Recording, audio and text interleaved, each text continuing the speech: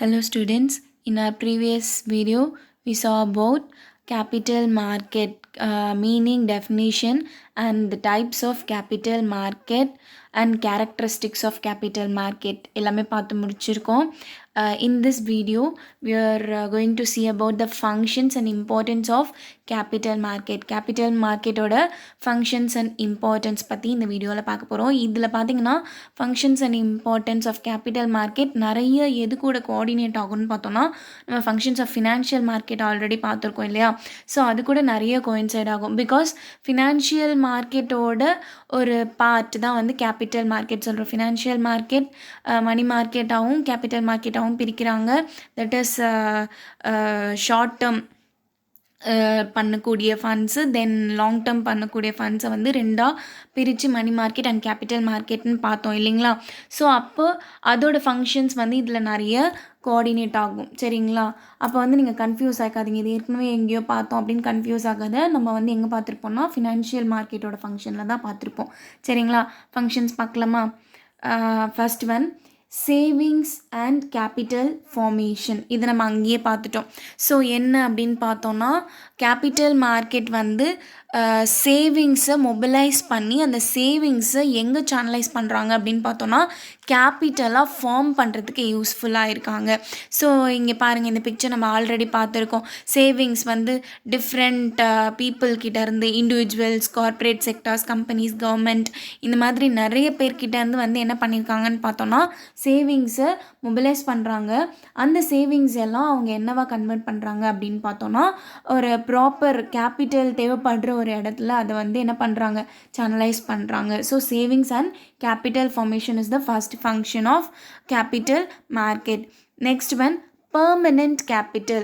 இப்போ நம்ம பார்த்தோம் கம்பெனிஸ்ன்னு பார்த்தோம் இல்லையா. இப்போ கம்பெனிஸில் எடுத்துக்கிட்டோம் அப்படின்னா ஒரு 1 இயர்க்குள்ளேயே வந்து கம்பெனி க்ளோஸ் பண்ணிடுவாங்களா, அப்படியெல்லாம் இல்லை.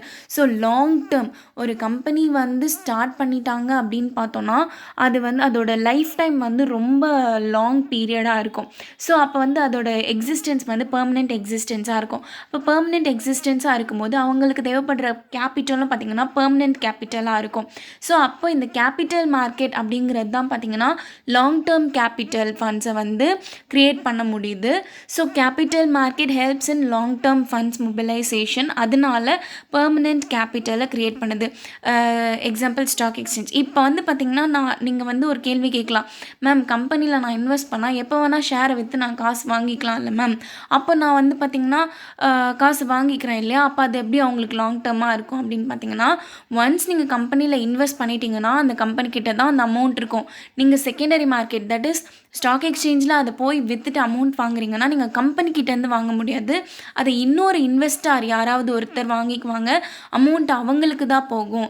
ஸோ இப்போ அவங்கக்கிட்டேருந்து தான் நீங்கள் அமௌண்ட் வாங்குவீங்களே தவிர கம்பெனிக்கிட்டேருந்து வாங்க முடியாது.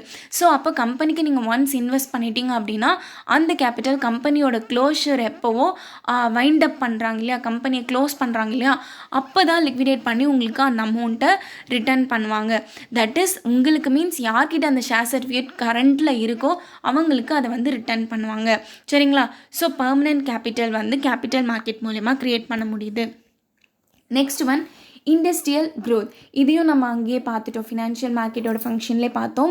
இண்டஸ்ட்ரியல் க்ரோத் அப்படிங்கிறது இப்போ நம்ம வந்து பார்த்திங்கன்னா ஐடிலாக இருக்கக்கூடிய savings amount from household செக்டாராக இருக்கட்டும், கவர்மெண்ட்டாக இருக்கட்டும், இல்லை ஒரு ப்ரைவேட் இன்ஸ்டிடியூஷன்ஸாக இருக்கட்டும், அவங்க எக்ஸஸாக இருக்கக்கூடிய அமௌண்ட், சர்ப்ளஸ் அமௌண்ட்டை சேவிங்ஸாக வச்சுருக்காங்கன்னா அது சேவிங்ஸாக அப்படியே இல்லாமல் கேபிட்டலாக கன்வெர்ட் பண்ணுறாங்கன்னு சொன்னோம். ஸோ கேபிட்டலாக கன்வெர்ட் பண்ணுறாங்க அப்படின்னும் போது அது ஒரு ஸ்டாக் எக்ஸ்சேஞ்ச்லேயோ இல்லை ஒரு செக்யூரிட்டிஸ் மார்க்கெட்டில் இல்லை ஏதாவது ஒரு கேபிட்டல் தேவைப்படக்கூடிய ஆண்டர்ப்ரனர்ஸ்க்கோ அதை வந்து லோனாவோ இல்லை ஈவன் ஈக்விட்டியாவோ டெட்டாவோ ஏதோ ஒரு செக்யூரிட்டிஸில் இன்வெஸ்ட் பண்ணுறது மூலயமா என்ன ஆகுதுன்னா அந்த இண்டஸ்ட்ரி, அந்த பர்டிகுலர் இண்டஸ்ட்ரி வந்து கண்டிப்பாக டெவலப் ஆகும். ஸோ அந்த இண்டஸ்ட்ரி டெவலப் ஆகுது அப்படின்னாலே எக்கனாமியும் ஆட்டோமேட்டிக்காக டெவலப் ஆகும் சரிங்களா. Industrial growth. Next one ready and continuous market. So ready and continuous அப்படின்னு என்ன அர்த்தம், இப்போ வந்து நான் ஒரு ஷேர் சர்டிஃபிகேட் வச்சுருக்கேன், ஏதோ ஒரு செக்யூரிட்டி வச்சுருக்கேன், ஒரு டிபெஞ்சர் சர்டிஃபிகேட் வச்சுருக்கேன் அப்படின்னா ஸோ அதை வந்து நான் அப்படியே வச்சுருக்கணுமா, ஒன்ஸ் நான் வாங்கிட்டேன் அப்படியே வச்சுருக்கணுமா, எப்போன்னு வெயிட் பண்ணிகிட்ருக்கணுமா? இப்போ எப்படி நான் ஃபஸ்ட்டு சொன்ன ஒரு எக்ஸாம்பிள், அப்போது ஒரு லேண்டை நான் வாங்கிட்டேன் அப்படின்னா அந்த லேண்டை வந்து உடனடியாக விற்றுற முடியுமான்னா முடியாது இல்லைங்களா? பட் நான் ஒரு செக்யூரிட்டியாக அதை வச்சுருக்கேன் அப்படின்னும் போது ஸ்டாக் எக்ஸ்சேஞ்ச்னு ஒரு பிளேஸ் இருக்குது. ஸோ அந்த ஸ்டாக் எக்ஸ்சேஞ்ச் வந்து ரெடி மார்க்கெட்டாக இருக்குது. ரெடி மார்க்கெட்னால் என்ன அர்த்தம்? நான் எப்போ ஷேர் வாங்கணும்னு நினச்சாலும், இப்போ வந்து என்கிட்ட ஒரு 1 lakh இருக்குதுன்னு வச்சுக்கோங்களேன். ஒரு 1 lakhக்கு ஒரு நல்ல ஒரு ப்ராஃபிட்டபிள் செக்யூரிட்டி வந்து நான் வாங்கணும் அப்படின்னு நினைக்கிறேன்னா அதுக்கு உண்டான ஆப்ஷன்ஸ் நிறைய வந்து அவைலபிளாக இருக்கும் ஸ்டாக் எக்ஸ்சேஞ்சில். இல்லை நான் வந்து 1 lakh எனக்கு தேவைப்படுது, என்கிட்ட அதுக்கு உண்டான அந்த மதிப்புக்கு உண்டான ஷேர் சர்டிஃபிகேட் இருக்குது, அதை நான் விற்கணும்னு நினைக்கிறேன் அப்படின்னாலும் அதை வாங்கணும்னு நினைக்கிற ரெடி பையர்ஸும் நிறைய பேர் வந்து அவைலபிளாக இருப்பாங்க அந்த ஸ்டாக் எக்ஸ்சேஞ்சில். So ready and continuous market இருக்கும். எப்போ வேணால் ஈஸியாக பர்ச்சேஸ் அண்ட் சேல் பண்ண முடியும் செக்யூரிட்டிஸை. Next one, reliable guide to performance. ரிலையபிள்னா என்னமா, நம்பகத்தன்மை வாய்ந்த அப்படின்னு அர்த்தம் இல்லையா? ஸோ அந்த ட்ரஸ்ட் அப்படிங்கிறது அதிகமாக வைக்க முடியும் இந்த கேபிட்டல் மார்க்கெட்டில். Because capital market provides information about the securities and the corporate institutions. இந்த ஃபினான்ஷியல் பொசிஷனாக இருக்கட்டும், அவங்களோட பெர்ஃபார்மன்ஸாக இருக்கட்டும், கம்பெனியோடது எல்லாமே நான் ஆல்ரெடி உங்களுக்கு சொல்லியிருக்கேன். எல்லாமே எக்ஸ்ப்ரெஸ்லி டினோட்டட். எஸ்பெஷலி லிஸ்டட் கம்பெனிஸ் மட்டும்தான், ரெஜிஸ்டர் பண்ணியிருக்கிற கம்பெனிஸ் மட்டும்தான் ஸ்டாக் எக்ஸ்சேஞ்சில் ஷேரை எக்ஸ்சேஞ்ச் பண்ண முடியும். ஸோ லிஸ்டிங் ரெஜிஸ்ட்ரேஷன் எப்போ கொடுப்பாங்க அப்படின்னு பார்த்தோன்னா, அந்த கம்பெனி வந்து பக்காவாக எல்லா ரெக்கார்ட்ஸையும் கரெக்டாக சப்மிட் பண்ணி மெயின்டைன் பண்ணுற கம்பெனிஸ்க்கு மட்டும்தான் ஸ்டாக் எக்ஸ்சேஞ்சில் ரெஜிஸ்ட்ரேஷன், தட் இஸ் அது லிஸ்டிங்னு சொல்லுவாங்க. ஸோ ஸ்டாக் எக்ஸ்சேஞ்சில் அதுக்கு பெர்மிஷன் கொடுப்பாங்க, சரிங்களா? ஸோ அப்போ அந்த மாதிரி பக்காவாக டாக்குமெண்ட்ஸ் மெயின்டைன் பண்ணுறாங்க அப்படின்னா அந்த இன்ஃபர்மேஷன்ஸ் எல்லாமே வந்து இன்வெஸ்டர்ஸ்க்கு கரெக்டாக அவங்களோட பெர்ஃபார்மன்ஸ், அவங்களோட ஃபினான்ஷியல் பொசிஷன் எப்படி இருக்குது எல்லாத்தையும் பற்றியும் அவங்களுக்கு தெரிவிச்சிருப்பாங்க இன்வெஸ்டர்ஸ்க்கு. ஸோ அதனால் இந்த கேபிட்டல் மார்க்கெட்டில் பார்த்திங்கன்னா ரிலையபிள் கைட், அவங்களோட கைடன்ஸ் வந்து ரிலையபிளாக இருக்கும், சரிங்களா? Next one, proper channelisation of funds. சேனலைசேஷன்னா என்னம்மா, சேனல், இது நம்ம 11th நான் நிறைய முறை உங்களுக்கு சொல்லியிருக்கேன். சேனலைசேஷன் ஆஃப் ஃபண்ட் அப்படின்னும் போது இப்போ ஒரு விஷயத்தை சேனலைஸ் பண்ணுறோம், த்ரூ விச் எந்தெந்த வழிகளெல்லாம் அந்த ஃபண்டை நம்ம செலவழிக்க போகிறோம், சரிங்களா? எந்தெந்த வழியிலலாம் நம்ம அதை இன்வெஸ்ட் பண்ண போகிறோம் அப்படிங்கிறத ஒரு இன்வெஸ்டார் முடிவெடுக்கணும்னு வச்சுக்கோங்களேன். அப்படி முடிவெடுக்கணும் அப்படின்னா எதை வச்சு முடிவெடுப்பார் அவர்? Price of the security and அதோட ஈல்டு இல்லையா? ஸோ நான் இன்வெஸ்ட் பண்ண போகிறேன், அந்த இன்வெஸ்ட்மெண்ட்டோட ப்ரைஸ் என்ன, அந்த ப்ரைஸ்க்கு வந்து எனக்கு ஈல்டு ரிட்டன் என்ன கிடைக்க போகுது, இது ரெண்டுத்தையும் கம்பேர் பண்ணி தான் வந்து என்ன பண்ணுவாங்கன்னு பார்த்தோன்னா ஒரு இன்வெஸ்டார் வந்து சேனலைஸ் பண்ணுவார். இந்த கம்பெனியில் இன்வெஸ்ட் பண்ணலாமா, அந்த கம்பெனியில் இன்வெஸ்ட் பண்ணலாமா, இல்லை டெட்டில் பண்ணலாமா, இல்லை ஈக்விட்டியில் பண்ணலாமா, இந்த மாதிரியான முடிவுகளை எல்லாம் வந்து என்ன பண்ணுவாங்க, through analysing of price and yield, இது ரெண்டுத்தையும் அனலைஸ் பண்ணதுக்கப்புறம் தான் செய்வாங்க. இந்த ப்ரைஸ் அண்ட் ஈல்டை பற்றி எல்லா இன்ஃபர்மேஷனும் யார்கிட்ட கிடைக்குது அப்படின்னு பார்த்தோன்னா கேபிட்டல் மார்க்கெட்டில் பக்காவாக இருக்குது. இதுக்கு முன்னாடி பாயிண்டில் பார்த்துட்டோம். ஸோ அதனால இன்வெஸ்டர்ஸ் கண்டிப்பாக வந்து அவங்களோட ஃபண்ட்ஸை ப்ராப்பராக சேனலைஸ் பண்ண முடியுது, சரிங்களா? Next one, provision of variety of services. இப்போ வந்து நான் ஆல்ரெடி சொன்ன மாதிரி கேபிட்டல் மார்க்கெட் அப்படின்னாலே provides medium and long term loans இல்லையா? மீடியம் அண்ட் லாங் டேர்ம் லோன்ஸை கிராண்ட் பண்ணுறாங்க. இது மட்டும்தான் பண்ணுறாங்களா அப்படின்னா இது மட்டும் கிடையாது, இன்னும் நிறைய வெரைட்டி ஆஃப் சர்வீசஸ் பண்ணுறாங்க. என்ன மாதிரி அப்படின்னு பார்த்தோன்னா ப்ரொவைடிங் இன்ஃபர்மேஷன்ஸாக இருக்கட்டும், இப்போ கம்பெனிஸ் பற்றி, இப்போ இதுக்கு முன்னாடி பார்த்தோம் இல்லையா, கம்பெனிஸ் பற்றின இன்ஃபர்மேஷனை இன்வெஸ்டாருக்கு சொல்கிறதா இருக்கட்டும், இன்வெஸ்டர்ஸ் எவ்வளோ பேர் டிமாண்ட் பண்ணுறாங்கன்ற இன்ஃபர்மேஷன் கம்பெனிஸ்க்கு கொடுக்குறதா இருக்கட்டும், இல்லை மார்க்கெட்டில் ஃபினான்ஷியல் பொசிஷன் இப்போ எப்படி இருக்குது அதை பற்றின இன்ஃபர்மேஷனாக இருக்கட்டும், இல்லை provision of underwriting facilities. இந்த அண்டர் ரைட்டிங்கை பற்றி நான் டிஃப்ரென்ஸ் பிட்வீன் பார்க்கும்போதே கிளியராக சொல்லியிருக்கேன். ப்ரீவியஸ் வீடியோவில் primary market and secondary market பார்க்கும்போது அண்டர் ரைட்டர்னால் யார், அவங்க என்ன பண்ணுவாங்கன்றதை கிளியராக சொல்லியிருக்கேன். அண்டர் ரைட்டர் அப்படிங்கிறவங்க யாருன்னா is a intermediary between the company and the investor, இல்லை இன்வெஸ்டாருக்கும் கம்பெனிக்கும் நடுவில் இருக்கக்கூடிய இடைத்தரகரை தான் அண்டர் ரைட்டர் அப்படின்னு சொல்லுவோம். அதுக்கப்புறம் assistance in promotion of companies, கம்பெனியோட ப்ரமோஷனுக்காக என்ன சொல்கிறது, நிறைய ஐடியாஸ் கொடுக்கறது, ப்ரொமோஷ்னல் இன்ஸ்ட்ரக்ஷன்ஸ் கொடுக்கறது, இந்த மாதிரியான விஷயங்கள்லாம் கூட வந்து கேபிட்டல் மார்க்கெட்டில் ப்ரொவைட் பண்ணுறாங்க. கேபிட்டல் மார்க்கெட் இந்த சென்ஸ் வாட், நம்ம பார்த்தோம் இல்லையா, எந்த ஃபினான்ஷியல் இன்ஸ்டிடியூஷன்ஸ் எல்லாம் கேபிட்டல் மார்க்கெட், ஃபினான்ஷியல் மார்க்கெட்டில் என்ன இன்ஸ்டிடியூஷன்ஸ் எல்லாம் வருமோ அதில் லாங் டேர்ம் ஃபண்டெல்லாம் எதெல்லாம் ப்ரொவைட் பண்ணுமோ அது எல்லாமே comes under capital market. Stock exchange plays an important role in capital market. Otherwise banks, other financial institutions, development banks, இது எல்லாமே கூட பார்த்திங்கன்னா வந்து கேபிட்டல் மார்க்கெட்டில் வரும். சரிங்களா? ஸோ அவங்க எல்லாம் என்ன பண்ணுறாங்கன்னு பார்த்தோன்னா வெரைட்டி ஆஃப் சர்வீசஸ் ப்ரொவைட் பண்ணுறாங்க.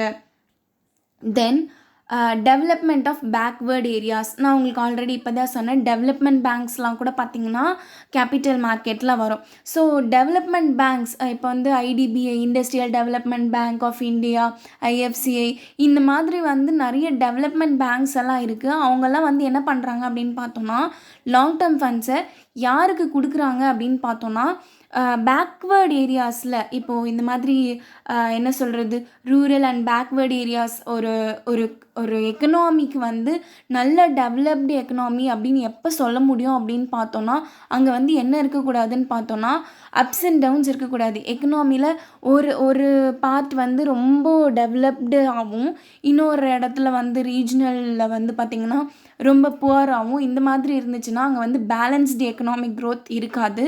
ஸோ ஒரு பேலன்ஸ்டு எக்கனாமிக் க்ரோத் அட்டைன் பண்ணணும் அப்படின்னா ஈவன் பேக்வேர்டு ஏரியாஸும் என்ன ஆகணும்னு பார்த்தோம்னா நல்ல வெல் டெவலப்டு ஏரியாஸ் கூட கம்பீட் பண்ணி வரணும்.